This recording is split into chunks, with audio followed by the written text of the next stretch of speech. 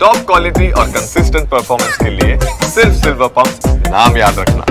ಕಳಪೆ ಬಿತ್ತನೆ ಬೀಜ ಕಳಪೆ ಗೊಬ್ಬರದಿಂದಾಗಿ ರೈತರು ಪದೇ ಪದೇ ಸಂಕಷ್ಟಕ್ಕೀಡಾಗ್ತಿದ್ದಾರೆ. ಮುಂಗಾರು ಹದವಾಗಿ ಬಿದ್ದಿದೆ. ಆದರೆ ಗೊಬ್ಬರದ ಅಭಾವದಿಂದ ಕಳಪೆ ಗೊಬ್ಬರ ಖರೀದಿಸಿ ಹಾವೇರಿ ರೈತರು ಮೋಸ ಹೋಗಿದ್ದಾರೆ.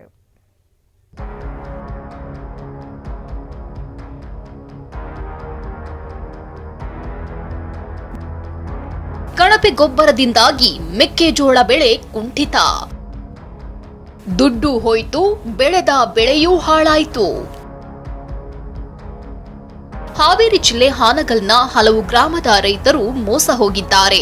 ಆಗಿದ್ದೇನೆಂದ್ರೆ ಮುಂಗಾರು ಮಳೆ ಬಳಿಕ ಡಿಎಪಿ ಗೊಬ್ಬರಕ್ಕೆ ಅಭಾವ ಎದುರಾಗಿತ್ತು.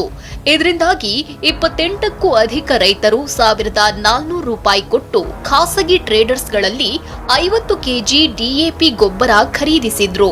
ಮೆಕ್ಕೆಜೋಳ ಬಿತ್ತಲು ಅದೇ ಗೊಬ್ಬರ ಬಳಸಿದ್ರು. ಆದರೆ ಬಿತ್ತನೆ ಮಾಡಿ ತಿಂಗಳು ಕಳೆದ್ರು ಮೆಕ್ಕೆಜೋಳ ಮೊಳಕೆ ಒಡಿತೆ ಹೊರತು ಬೆಳೆದಿಲ್ಲ. ಗೊಬ್ಬರ ಏನಿಲ್ರಿ, ಮಣ್ಣು ಹಾಕತ್ರಿ, ಬರೀ ಮಣ್ಣು ರೀ. ಈಗ ನಾವು ಮುಂಚೆ ಚೆಕ್ ಮಾಡ್ಲಿಲ್ರಿ, ನಾವು ವಿಶ್ವಾಸ ಮ್ಯಾಗ್ರಿ ನೋಡ್ರಿ ಹೆಂಗೈತಿ ಗೊಂಜಾಳ ಹಂಗೈತ್ರಿ. ಗೊಬ್ಬರ ಅಲ್ರಿ, ಒಣ ಬೀಜ, ನಾವು ಬರೀ ಬೀಜ ಬಿತ್ತಂಗ ಐತ್ರಿ ಅದು. ಮಾಸನಕಟ್ಟಿಯ ಶ್ರೀ ಉಳವಿ ಚನ್ನಬಸವೇಶ್ವರ ಕಂಪನಿ ಮತ್ತು ಹೊನ್ನಮ್ಮ ದೇವಿ ಟ್ರೇಡರ್ಸ್ನಲ್ಲಿ ಡಿಎಪಿ ಗೊಬ್ಬರದ ದಾಸ್ತಾನಿತ್ತು. ಅದನ್ನೇ ನಂಬಿ ರೈತರಾದ ಶಂಕರಪ್ಪ ಮತ್ತು ಸಿದ್ದಪ್ಪ ಗುರುಸಿದ್ದಪ್ಪನವರ್ ಅಂಗಡಿಗಳಲ್ಲಿ ಡಿಎಪಿ ಖರೀದಿಸಿದ್ದಾರೆ. 3 ಲಕ್ಷಕ್ಕೂ ಅಧಿಕ ಮೌಲ್ಯದ ನಕಲಿ ಗೊಬ್ಬರ ಮಾರಾಟ ಮಾಡಿದ್ದಾರೆ ಅಂತ ರೈತರು ಆರೋಪಿಸುತ್ತಿದ್ದಾರೆ.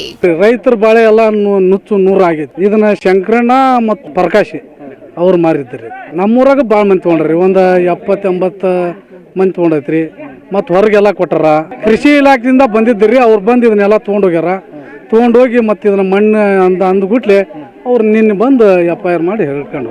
ನಕಲಿ ಆಗ್ರೋ ಕಂಪನಿಗಳ ವಿರುದ್ಧ ಕ್ರಮ ಕೈಗೊಳ್ಳಬೇಕು ಅಂತ ಸರ್ಕಾರಕ್ಕೆ ನೊಂದ ರೈತರು ಆಗ್ರಹಿಸಿದ್ದಾರೆ.